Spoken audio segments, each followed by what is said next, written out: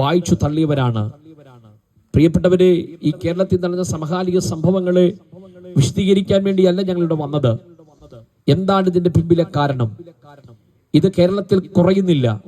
മദ്യപാനത്തിന്റെ ഉപയോഗം കുറയുന്നില്ല, ലഹരി പദാർത്ഥങ്ങളുടെ ഉപയോഗം കുറയുന്നില്ല, കൊലപാതകങ്ങൾ കുറയുന്നില്ല. ഇവിടെ നല്ല പോലീസ് അധികാരികൾ ഇല്ലാഞ്ഞിട്ടല്ല, നല്ല പോലീസ് സ്റ്റേഷനുകൾ, നല്ല പോലീസ് അധികാരികളുണ്ട്.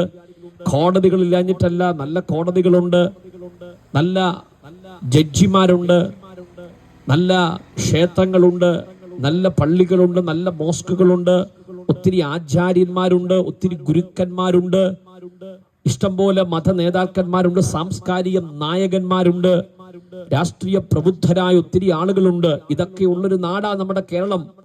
പക്ഷെ ഇതൊക്കെ ഉണ്ടായിട്ടും ഇവിടെ കൊലപാതകങ്ങൾക്കോ അക്രമങ്ങൾക്കോ ലഹരിയുടെ ഉപഭോഗത്തിനോ അതിനൊന്നും കുറവുണ്ടാകുന്നില്ല.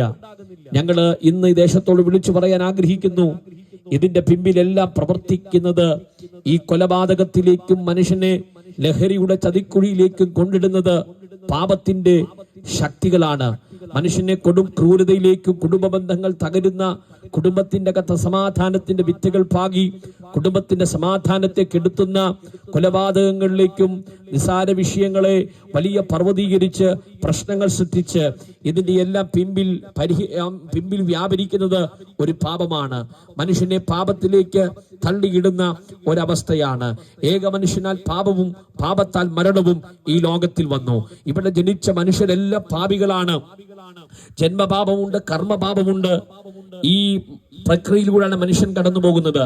പാപത്തിൻ്റെതായ ആ നീരാളിപ്പിടുത്തത്തിന്റെ അകത്ത് മനുഷ്യൻ പലപ്പോഴും പാപത്തിലൂടെ യാത്ര ചെയ്യുകയാണ്.